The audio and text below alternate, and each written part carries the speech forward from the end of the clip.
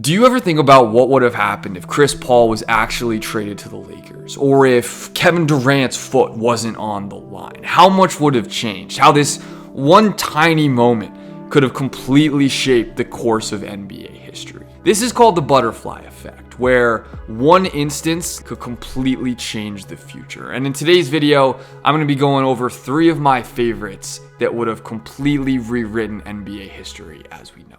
Okay, so back in 2012, the Bucks traded Andrew Bogut to the Warriors for Monte Ellis. You probably remember the deal, but what you might not remember is that originally the Warriors actually wanted to trade Steph, not Monte, but Steph failed his physical exam due to those ankle injuries that plagued him early in his career, and therefore they ended up trading Monte instead. Yeah, let's just say that worked out, because if the Warriors had traded Steph, I mean, let's be honest, their dynasty would have been absolutely cooked, even if they still drafted Clay and Draymond. Kevin Durant, though, yeah, we'll get to him in a sec. So let's just say this trade happens in 2012, because 2012-2013 was really the year Steph took the MVP votes leap. But I still think the Bucks would finish middle of the pack and pick Giannis, even if they had Steph on their team instead of Monte. So nothing changes. All of a sudden, though, they have a young Giannis paired with an emerging MVP in Steph. They also still make the Middleton trade, but then in the next year, 2013-14, they're not bad to bottom out and draft Jabari Parker second overall. Instead, I think they finish more around, call it 6th, and they draft Marcus Smart instead. So now they got Steph, Marcus, Middleton, and Giannis, and that core grows together for a few years, but everything really changes in 2016. So Steph doesn't win his 2 MVPs in 15 and 16. He obviously doesn't go to the finals yet because Giannis wasn't good yet. Instead, those 2 MVPs go to James Harden and then LeBron. But like I said, everything then changes in 2016-17.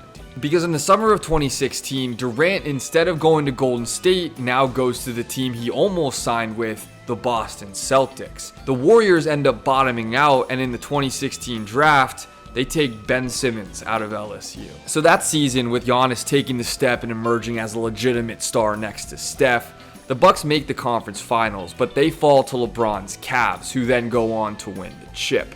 And then the next year, they also make it back to the conference finals, but this time they lose to Durant's Celtics. And yeah, Kyrie still joins the team. So Durant and Kyrie, they don't team up in Brooklyn, they team up in Boston. But by 2019, the league's being taken over by the Bucks. The Bucks win back-to-back championships, first over James Harden's Rockets, who had won the year before, and then in the bubble, they take down the Lakers. So LeBron doesn't get his bubble ring. Steph and Giannis each win a finals MVP, and then after KD's Celtics win the 21 title over the D-Book Chris Paul Suns, the Bucks win their 3rd in 4 years in 2022, the same year Steph originally wins with the Warriors. Speaking of this one, here are a few more interesting fallouts if, again, Steph had just passed his physical exam back in 2012. So Steph wins 1 fewer title, but LeBron and Giannis both win 2 more. Durant finally breaks through and wins his first title in 2021, versus James Harden now makes 3 finals and wins 1 because he never has to go through the Warriors in the West. Klay Thompson stays on the Warriors and ends up becoming a 25-point-per-game scorer in the Bay, but he never wins a title. He's ringless. And then I think Draymond never develops into the player he is with Steph, and he ends up joining his hometown Detroit Pistons in free agency. Again, all because Steph failed a physical. Crazy. Now, before we talk about the next butterfly effect, I gotta tell you guys about the sponsor of today's video, ZBiotics. Because guys, I'll admit it, I went out last night with some friends, we had a good time, but I don't know about you, there's nothing I hate more than waking up the next morning after drinking and just not feeling well. And yet, today, I feel great. I literally came, got a sweat in, I'm playing basketball because I took ZBiotics pre-alcohol. ZBiotics Pre-Alcohol Probiotic is the world's first genetically engineered probiotic. It was invented by PhD scientists to tackle rough mornings after drinking. And here's how it works. When you drink, alcohol gets converted into a toxic byproduct in your gut. And it's this byproduct, not like dehydration or anything, that's to blame for your rough next day.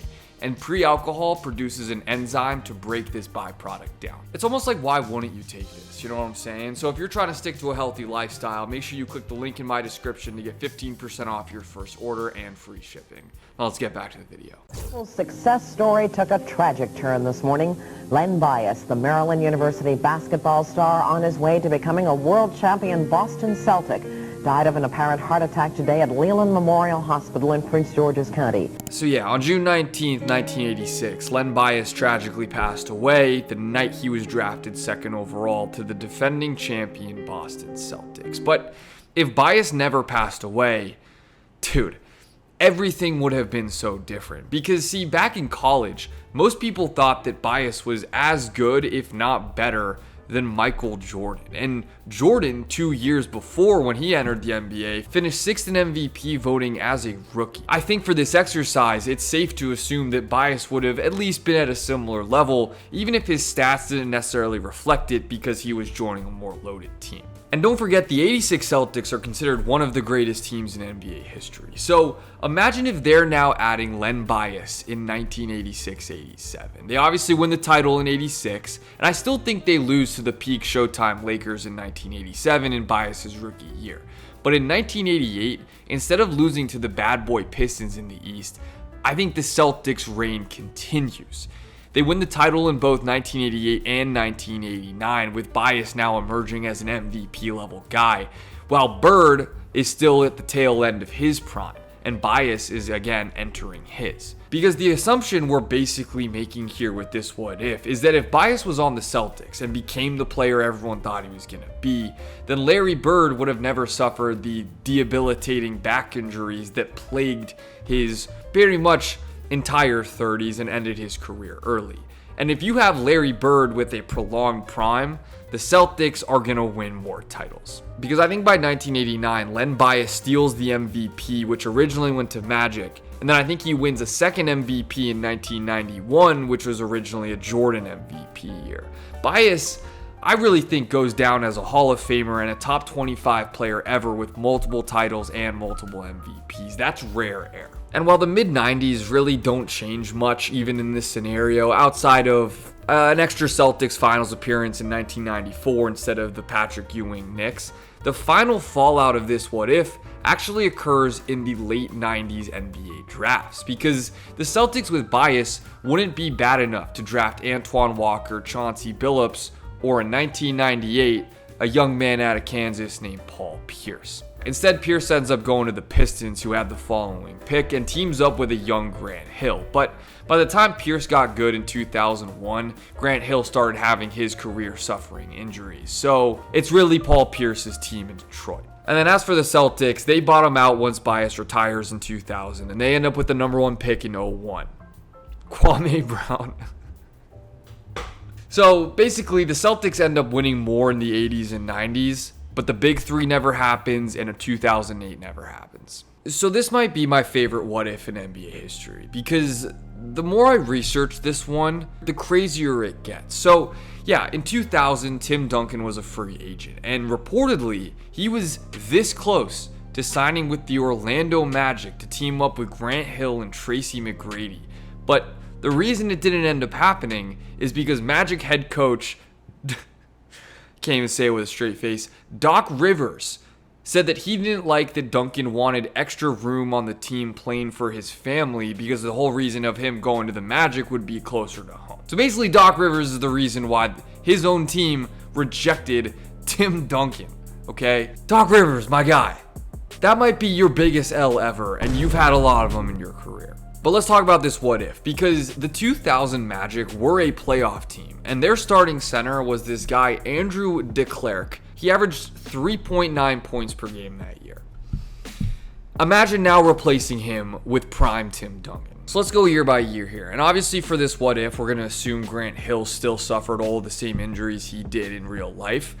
But that also means the Magic are getting MVP level T-Mac in the early 2000s. So I think the Magic win the title in the year 2001, beating Allen Iverson's Sixers in the Eastern Conference Finals. But then they lose to Shaq, Kobe, and the Lakers in 2002. And then in 2003, they lose in the finals again to the San Antonio Spurs.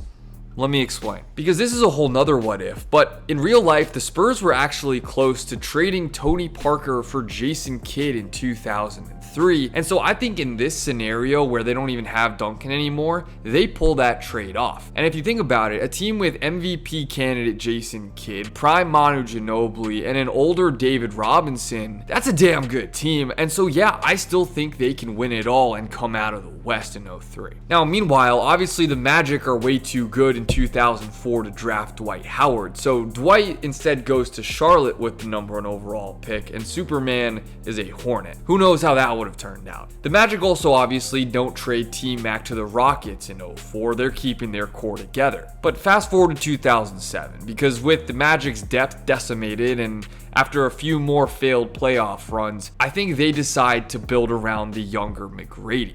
Meanwhile, on the other side of the United States, the Supersonics were desperately trying to find funding for their new arena so they could stay in Seattle. I think they look at the Magic and say, hey, we need to make a splash, and they trade the number 2 overall pick that year for Tim Duncan to be the face of Seattle basketball. Of course, that number 2 overall pick ended up being a guy out of Texas named Kevin Durant. So KD is now on the Magic, okay? Obviously, T-Mac then started running into injuries, so the Magic become KD's team, and I think he has a pretty similar career. I still think he wins an MVP around 2013-14. He doesn't go to the finals in 2012, and then, yeah, in 2016, knowing KD, he leaves and goes somewhere else. But jumping back to Tim Duncan and the rest of the league here, because all of a sudden, the Phoenix Suns and Steve Nash are now one of the best teams in the Western Conference, when originally they could never break through because of the San Antonio Spurs. But in this scenario, I think the Suns win both the 2005 title and the 2007 title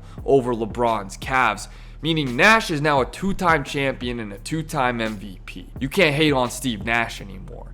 Meanwhile, Tony Parker, I think, ends up being an all-star level guy with the Nets, but not much else. Manu Ginobili wins the 03 title, of course, with Jason Kidd in San Antonio, but that's his only ring. I do think in this scenario, Manu takes on a much bigger offensive role with the team, and he ends up being like a 7-time All-Star instead of just 2, and never a 6th man, but again, just a 1-time champ. A few other crazy things that would have happened here. The Lob City Clippers make the finals in 2012 instead of the Thunder. The Thunder never end up drafting Russ or James Harden because they would have been too good with Duncan on the team. Instead, Russ goes to the T-Wolves at 5, and James Harden ends up going to the Sacramento Kings at 4.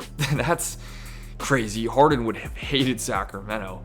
I think LeBron ends up winning extra rings in 2009 and 2014, and then Duncan finishes with just 2 titles instead of 5.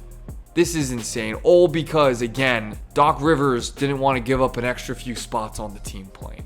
Alright, that'll do it. Thank you guys so much for watching. If you want to watch my 4 hottest takes about NBA history, click this video right here, and let me know in the comments if you want to see me run this one back. Peace.